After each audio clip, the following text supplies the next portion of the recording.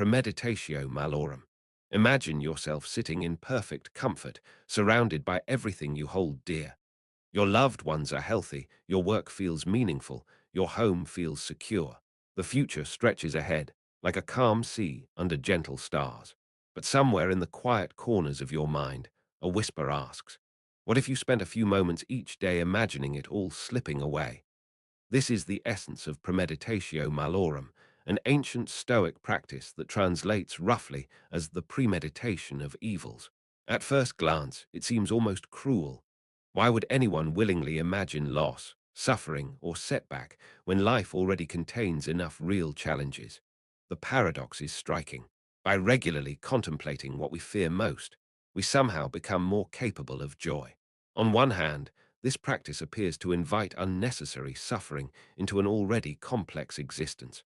You might wonder why anyone would choose to imagine losing their job, their health, or their relationships when these thoughts naturally arise during moments of worry. It seems like borrowing trouble from tomorrow, casting shadows over today's sunlight. On the other hand, something curious happens when you approach these fears with intention rather than anxiety. When you deliberately imagine loss, you're not catastrophizing, you're cultivating perspective. You begin to see that most of what you consider essential for happiness is actually temporary, fragile, and ultimately beyond your complete control.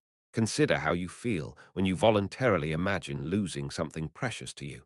There's an initial resistance, a pulling away from the discomfort. But as you stay with the image, something shifts. The very act of imagining loss while still possessing what you value creates a strange form of gratitude. You see your current circumstances not as permanent fixtures, but as temporary gifts. This isn't about becoming pessimistic or expecting the worst. Instead, it's about developing what the Stoics called reserve clause, a mental footnote that acknowledges the provisional nature of all external things. When you practice imagining loss, you're rehearsing a fundamental truth that your capacity for contentment doesn't depend entirely on external circumstances remaining exactly as they are. Think about how differently you might treat an ordinary Tuesday if you spent a few moments that morning imagining it could be your last Tuesday in your current home. The familiar sounds would become more vivid. The light falling across your kitchen table might seem more precious. This isn't morbid thinking. It's a gentle awakening to the present moment's unrepeatable value. The practice works by creating emotional distance from your attachments without diminishing your capacity to enjoy them. When you regularly contemplate the impermanence of good fortune, you develop what philosophers call philosophical detachment, not indifference, but a kind of loving non-clinging that allows you to appreciate without desperately grasping. You begin to understand that there's a difference between enjoying something and needing it for your fundamental well-being. The warm cup of coffee becomes delightful rather than necessary. The text from a friend brings joy without your identity depending on it. You discover that you can love deeply while holding lightly. Perhaps most surprisingly, this mental rehearsal of loss actually builds resilience for real challenges. When you've spent time imagining how you might respond to setback, you've already begun developing the mental muscles needed for actual adversity. You've practiced the art of finding solid ground even when external circumstances shift. There's something profound about voluntarily visiting the territory of loss while you're still safe. It's like learning to swim in calm water before facing rough seas. You're not inviting misfortune. You're preparing your mind to remain steady regardless of what fortune brings. This practice touches something deep about the human relationship with time and impermanence. You live in a constant tension between needing stability to function and knowing that everything changes.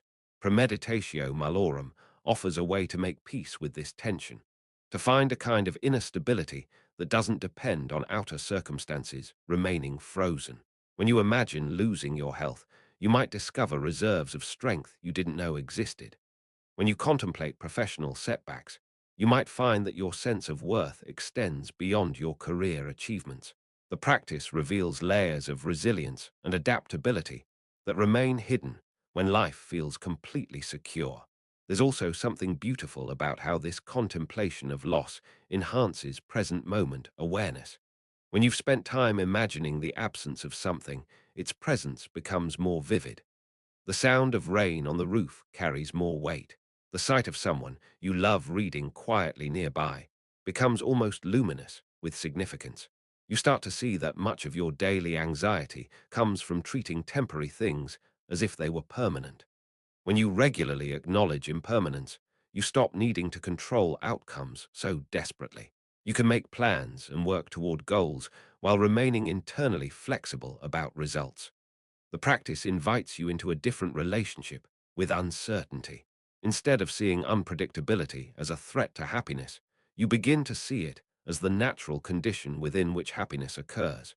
You develop what might be called graceful uncertainty, the ability to move forward purposefully without needing guarantees. As you settle into this contemplation, you might notice how the fear of loss gradually transforms into appreciation for presence. The imaginary scenarios of difficulty become doorways into deeper gratitude for what exists right now. You're not learning to expect the worst. You're learning to treasure the present. It's not about solving the fundamental uncertainty of existence or eliminating all attachment to outcomes. It's about noticing how much more spacious life becomes when you stop requiring permanence from impermanent things, and how much more vivid the present moment appears when you truly understand its precious, unrepeatable nature.